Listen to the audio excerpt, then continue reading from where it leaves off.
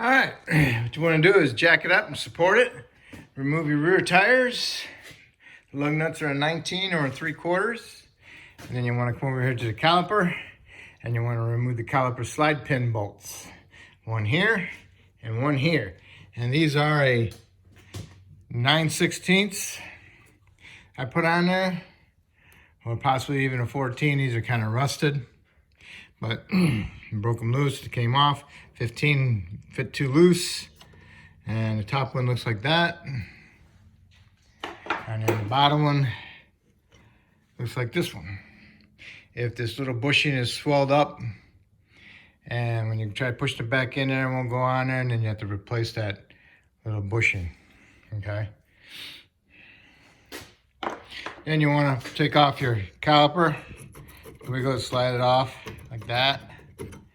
And you want to inspect the boot and the piston to make sure the boot's not torn, or if you see any wetness on it. If it's got torn or wetness, then you need to replace it. Okay. And on these models, that bushing there, it always wears out also. So what you need to do is get the big pair of channel locks, push the piston in, or your brake tool that you use to push the piston in, or a C-clamp with the old pad on here and squeeze it together. Okay. Next, for the brake cable, you got a 13mm nut, which is right here. Goes on the back side of this 13mm nut, and then you can remove that off of there, and then you can gain access to your caliper bracket bolts. And I'm pretty sure those are an 18. Oh, darn it. Don't have nothing. Yep, and those are an 18. So you have to use a wrench on this one, and probably a wrench on that one also. Break them loose. Put your wrench on there and hit it with your mini sledge. Hit your wrench, break them loose, and you can use an 18mm ratchet wrench. Just to give you an example of what I mean by hitting your wrench with your mini sledge to help break it loose. That's what I do, okay? Got your bolts loose and out, and that one doesn't come out, but this one does come out, but I'm just gonna leave them in there. Here's your caliper bracket. You need to remove your pads, remove your bundle clips, and you need to clean up the rust underneath there. And then you need to get your rotor off. If the rotor's stuck on there, you have to hit it with your sledge. Right here, break it loose, and then you can tap on it, and pull on this side, and tap on it with your hammer on this side, and walk that rotor off of there. Next, you want to inspect your parking brake shoes. Make sure they're not separated or missing. If they look like that, then they're fine. And then you got this surface here. It's got high and low spots on it because of the rust. You need to clean that up. And I'll show you both of them after I get them cleaned up. Okay, got the hub cleaned up. Just a note, sometimes there's a stepped rotor, a hub, which means it's got a step right here and a step right here on the inside, and then the lower inside here is lower.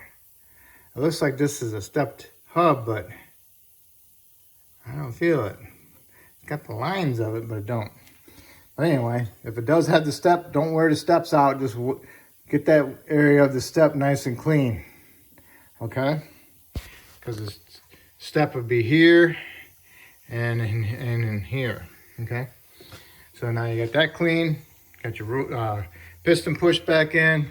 Wire brush your caliper. Get your caliper bracket. Get that all cleaned up, get all the rust off of it.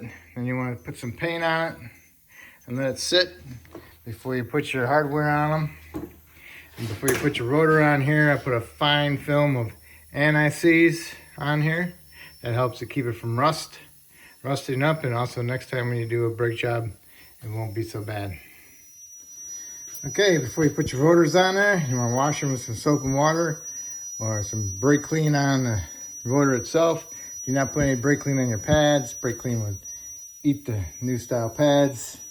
Also, double check your old rotor, make sure if it's got this plug in it take the plug out and put it in your new rotor. And you got your caliper bracket, got it painted. And put your clips, hardware, bundle clips back in there. And make sure they're fully seated. And now you can mount that. Okay, you got your caliper bracket on. All you need to do is tighten your bolts to 80 foot-pounds. And after you get that done, you need to put your parking brake cable bracket on there and make sure that little notch goes on to the aluminum knuckle. Put your nut on there, your 13, and tighten it up. And then you need to do is put your pads on and squeak indicator on the inside towards the rotation of the rotor. So that'd be on the top. So what you want to do is you want to put it in the bottom, push against that spring, and then push against the spring on top, and then guide it on there.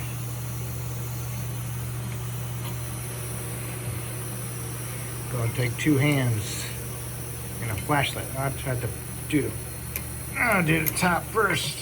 Okay, I did the top first. So basically what you're doing is putting it in there like that, pushing against it, line it up, boom, just like that. And now you can put your caliper on there.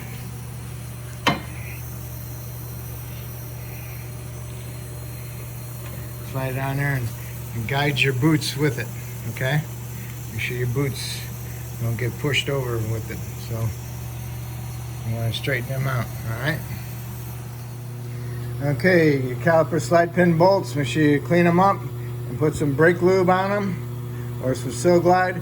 Do not pack this with any grease or Sil Glide, brake lube, because then you won't be able to compress the bolt in there and it won't screw in there very good.